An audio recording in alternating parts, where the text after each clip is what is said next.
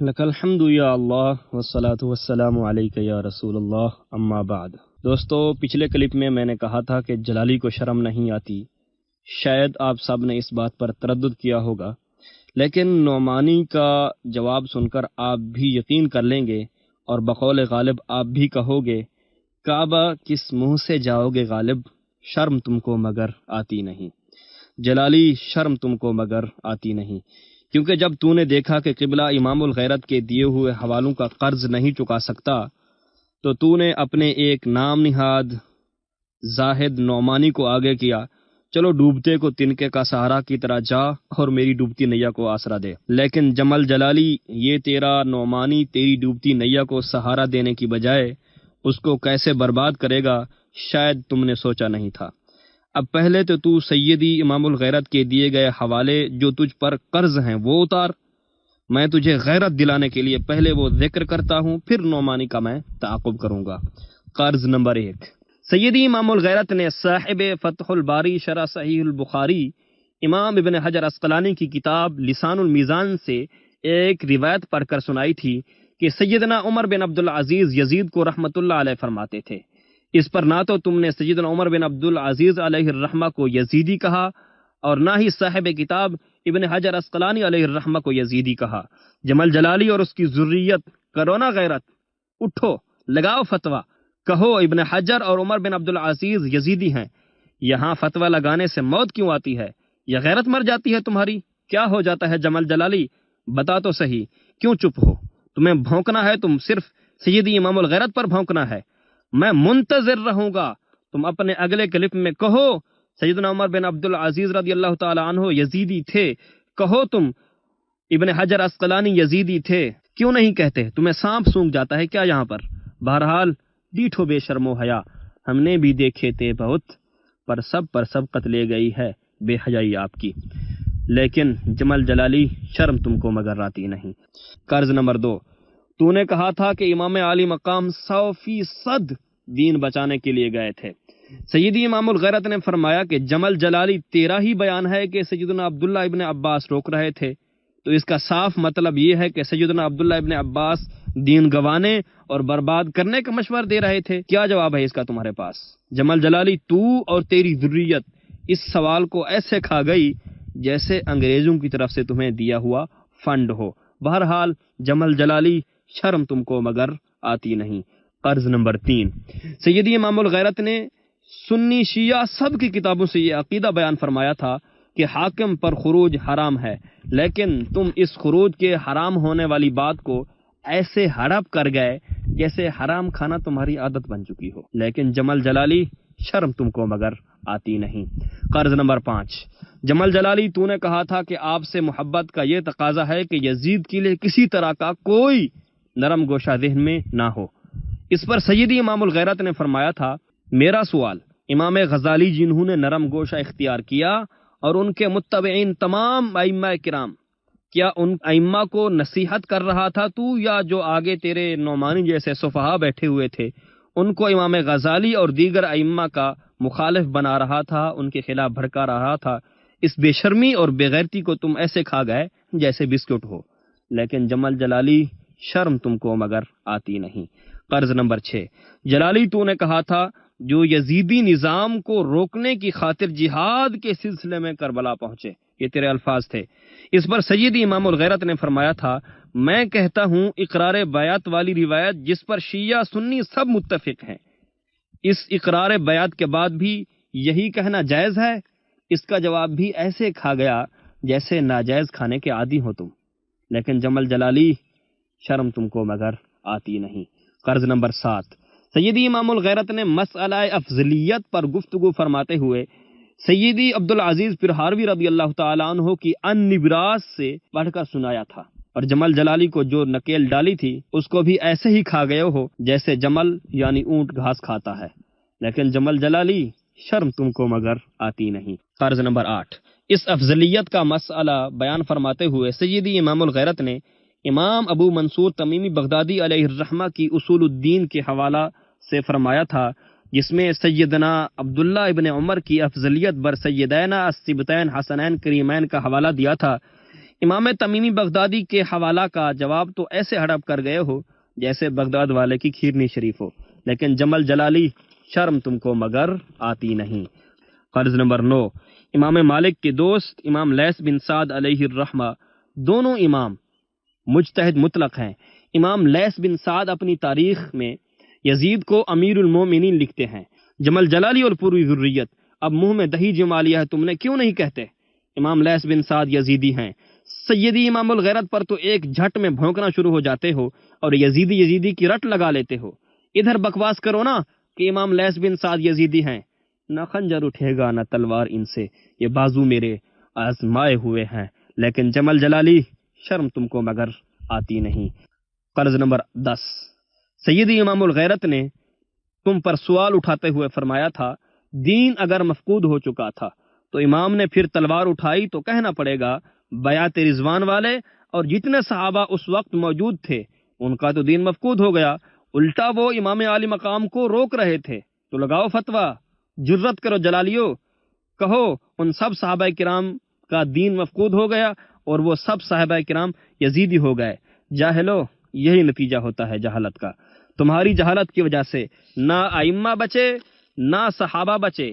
تو ایک چشتی فقیر کو اگر تم یزیدی کہتے ہو، بات بات پر چشتی فقیر کے خلاف بھونکتے ہو، اس میں تعجب کی کیا بات ہے؟ تم جاہل اور بے وقوف ائمہ اور صحابہ کرام کو نہیں بخشتے بے شرمو، لیکن جمل جلالی شرم تم کو مگر آتی نہیں۔ سامعین و ناظرین، تلک عشرۃ کاملہ، یہ ہو گئے 10 ہمارے قرض جمل جلالی اور اس کی پوری ذریت پر۔ کہتے ہو نا کنز العلماء، میں مان جاؤں گا تم کو اگر تم مجھے ان 10 سوالوں کے جواب دے دو، ان ائمہ اور صحابہ کرام کو یزیدی قرار دو۔ ہمت کرو جلالیو، تمہارے کنز العلماء سب مل کر سر ہاتھ جوڑ کر جواب دو ان 10 سوالوں کا۔ یہاں تک تو پرانے جو قرض تھے تمہاری ذریت پر، جلالی پر، ان کی بات تھی جس سے جمل جلالی اور اس کی پوری ذریت فرار ہے۔ اب میں تعاقب کرتا ہوں جمل جلالی کے نمائندہ زاہد نعمانی کے گزشتہ کلپ کی طرف آتا ہوں۔ نعمانی کہتا ہے جتنے بھی اس مسئلہ میں اشکالات ہیں آج ان سب کا جواب دیا جائے گا۔ شروع میں کہتا ہے مسئلہ یزید میں جتنے شکوک و شبہات پیدا کیے گئے، اہل سنت کے متفقہ اجماعی متواتر مسئلے سے ہٹ کر جس نے گمراہی کی راہ کو اختیار کیا، آج سے انشاءاللہ ان کے بھرپور آپریشن کا آغاز کرتے ہیں، اور جتنے بھی اشکالات ہیں اس مسئلے میں اللہ کے فضل سے انشاءاللہ ان سب کا بھرپور جواب دیا جائے گا۔ یہ زاہد نعمانی اتنا بڑا کذاب ہے کہ پچھلے بیان میں سیدی امام الغیرت نے جتنے بھی ان کو حوالے دیے تھے، سوال کیے تھے، اعتراض اٹھائے تھے، ان میں سے ایک کا بھی جواب نہیں دیا۔ آپ سب سن چکے ہیں، میں نے ان میں سے 10 گنوا بھی دیے ہیں، لیکن یہ شخص ان سے اس طرح کنارہ کش رہا جیسے سانپ ان کی طرف بیٹھا ہوا ہو، اور جھوٹ بولا کہ جتنے اشکال ہیں ان کے جواب دیے جائیں گے۔ دونا جواب، ان 10 سوالوں کے جواب تم پر قرض ہیں، ہمت کرو ان 10 سوالوں کے جواب دو۔ آگے نعمانی حسر کر کے کہتا ہے کہ سنیت وہی ہے جس کو سیدی اعلیٰ حضرت عظیم البرکت علیہ الرحمہ نے پیش فرمایا۔ اتنا تو پتا ہے کہ سنیت وہی ہے جس کو اعلیٰ حضرت امام اہل سنت مجدد دین و ملت امام احمد رضا خان فاضل بریلوی علیہ رحمہ آپ نے پیش کیا۔ جلالی اس اپنے جاہل شاگرد کو سمجھا، یہ حسر کر کے کہہ رہا ہے، اس کو پتہ نہیں حسر کیا ہوتا ہے۔ سنیت وہی ہے جو اعلیٰ حضرت نے بیان کی، تو سیدی اعلیٰ حضرت علیہ الرحمہ سے پہلے جتنے علماء گزر گئے ان کا کیا بنے گا؟ اور پھر ساتھ میں یہ جو اس نے شیخ محقق مجدد الفسانی اور سیدنا مہر علی شاہ علیہم الرحمہ کا ذکر کیا ہے، تو حاصر تو باقی نہ رہا نا۔ مطلب اتنی جہالت کی ایک جملہ حاصر کر دیا اور دوسرے جملے میں اسی حاصر کا حاشر نشر کر دیا۔ کیا وہر کنز العلماء ایسے ہیں آپ کے خزانے میں، تو افسوس ہوتا ہے مجھے آپ کے خزانے پر اور آپ کے کارخانے پر۔ آگے چل کر کہتا ہے فروعیات کا مسئلہ ایک الگ موضوع ہے، معتقدات جو اجماعی اور متواتر ہیں اور قطعی ہو گئے ہیں وہ مسائل۔ فروعیات کا مسئلہ ایک الگ موضوع ہے، معتقدات جو اجماعی اور متواتر ہیں اور قطعی ہو جاتی ہیں وہ مسائل، ان مسائل میں کس کو اجازت ہے؟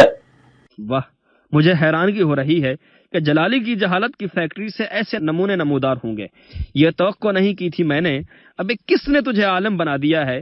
تمام عقائد متواتر اور قطعی نہیں ہوتے، یہ تمہارے لیے نئی بات ہوگی نا۔ تمام، میں جو کہہ رہا ہوں نا کہ تمام عقائد متواتر اور قطعی نہیں ہوتے، یہ تمہارے لیے نئی بات ہوگی۔ بس اس کا ایک مثال دیتا ہوں، جیسے اطفال مشرکین کے بارے میں علماء کا اختلاف ہے۔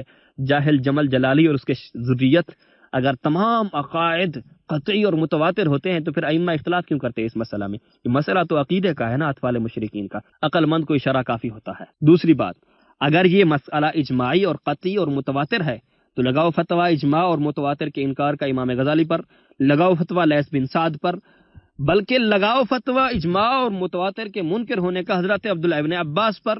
ان کو تو تمہارا جمل جلالی بھی اعترافاً کہہ چکا ہے کہ وہ امام حسین رضی اللہ تعالیٰ عنہ کو روک رہے تھے، اختلاف کر رہے تھے۔ بلکہ لگاؤ فتویٰ یزید کی بیعت کرنے والے باقی تمام صحابہ پر، بلکہ خود سیدنا امام علی مقام رضی اللہ تعالیٰ عنہ پر، جنہوں نے 3 شقیں پیش فرمائیں۔ بیوقوف جاہلو، کہاں تک لے ڈوبے گی تمہیں یہ تمہاری جہالت؟ آگے کہتا ہے، ہمارے ائمہ اعلی حضرت سے تاجدار گولڑا تک۔ اولاً ہم اپنے ائمہ اعلی حضرت سے لے کر تاجدار گولڑا تک، کہہ تو ایسے رہا ہے جیسے اعلی حضرت علیہ الرحمہ اور پیر مہر علی شاہ علیہ الرحمہ کے درمیان بہت سارے ائمہ ہوں ان کے نزدیک۔ لیکن پوچھنا یہ ہے، تمہارے امام اگر سیدنا اعلی حضرت سے شروع ہوتے ہیں تو ان سے پہلے والے تمام ائمہ کو کس کھاتے میں ڈال رہے ہو؟ بتاؤ، امام غزالی تمہارے امام ہیں کہ نہیں ہیں؟ ان کا جرم کیا ہے؟ باقی ائمہ کرام خصوصاً امام اعظم سب تو سید اعلی حضرت سے پہلے کے ہیں، یہ امام نہیں ہے تمہارے کیا؟ تو پھر یہ تم نے جو جملہ بولا ہے کہ جی امام اہل سنت سے لے کر ہمارے ائمہ اعلی حضرت سے لے کر باقی تمہارے امام نہیں ہے کیا؟ اعلی حضرت سے لے کر ہی تم امام شمار کرتے ہو کیا؟ یہ تمہارے اوپر سوال ہے، اس کا جواب ضرور دینا۔ اور پھر اس نے سید اعلی حضرت شیخ محقق پیر مہر علی شاہ اور مجدد الفسانی علیہم الرحمہ کا موقف بیان کر کے جو بڑکے ماری ہیں، ذرا وہ سن لیں۔ کرنا، ان کی احانت کرنا اس بدبخت سے درجہ تواتر کے ساتھ ہم تک پہنچا ہوا ہے۔ تواتر مانوی، یعنی اقوال کئی طرح کے ہیں، روایات میں الفاظ کی تعبیرات کا بڑا فرق ہے، لیکن معنی میں کوئی فرق نہیں۔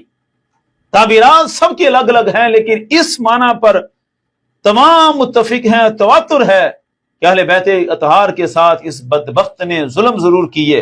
جیسا کہ آپ نے سنا، بڑی شد و مد کے ساتھ ان 4 شخصیات علیہم الرحمہ کا موقف نقل کر کے اجماع اہل سنت متواتر قطعی کہہ کر کہتا ہے کہ آج جو شخص ایک الگ نظریہ اختیار کرے وہ اہل سنت سے خارج ہے۔ تو سن زاہد نعمانی، اب میں تمہیں صرف امام غزالی علیہ الرحمہ کا حوالہ جو پہلے بھی بارہا دے چکا ہوں پیش کرتا ہوں۔ امام غزالی فرماتے ہیں، مشہور زمانہ کتاب احیاء علوم الدین میں لا اصل لہ، مطلب یزید کے بارے میں امام پاک کے قتل اور امام پاک کے قتل پر راضی ہونے کی نفی کرتے ہوئے فرماتے ہیں لا اصل لہ، اس کی کوئی اصل نہیں ہے۔ لگا فتویٰ امام غزالی پر مذہب اہل سنت سے خارج ہونے کا۔ کہہ دے زاہد نعمانی، کہہ دے امام غزالی رضی اللہ تعالی عنہ یزیدی ہیں۔ اب آخر میں اس نے ایک مطالبہ کیا کہ قتل امام کو فتنہ سے تعبیر کرنے والے علماء کی فہرست پیش کرو۔ اس بیوقوف انسان کو اولاً تو میں یہ کہوں گا کہ بیوقوف انسان اتنا سمجھ نہیں آتی کہ شہزادہ رسول کو ظالمانہ طور پر شہید کیا گیا، یہ فتنہ نہیں تو اور کیا ہے۔ رہا تجھے شوق حوالوں کا تو چند حوالے ابھی پیش کر رہا ہوں، اگر تجھے کم پڑے نا تو مجھے بتا دینا اور بھی پیش کر دوں گا۔ امام ابو بکر عبداللہ بن محمد بن ابی شیبہ اپنی مشہور زمانہ کتاب مصنف ابن ابی شیبہ میں اس واقعہ کو کتاب الفتن میں ذکر فرماتے ہیں۔ دوسرے نمبر پر امام نور الدین حیثمی اپنی کتاب مجمع الزوائد میں ان سب باتوں کو کتاب الفتن میں ذکر فرماتے ہیں۔ بیان بہت لمبا ہو رہا ہے، اگر مزید حوالوں کا تجھے شوق ہو تو ضرور بتانا، تیری خواہش پوری کروں گا۔ لیکن اگر تجھے تیری ماں نے جنا ہے نا تو میرا جواب ترتیب وار دینا، میں نے جو سوال اٹھائے ہیں ان کا بھی جواب دینا۔ مجھے یقین ہے کہ تو کیا تیرا پیر مغان جمل جلالی اپنی پوری ٹیم کو اکٹھا کر لے تو ان 10 سوالوں کا جواب نہیں دے سکتا۔ سب کو سید امام الغیرت کا ایک ادنا خادم ہی کافی ہے۔ سگوں میں عبید چشتی رضا و شفیقہ، بھاگتے آگے سے میرے شیر ببر بھی۔ والسلام، محمد عرفان توسری۔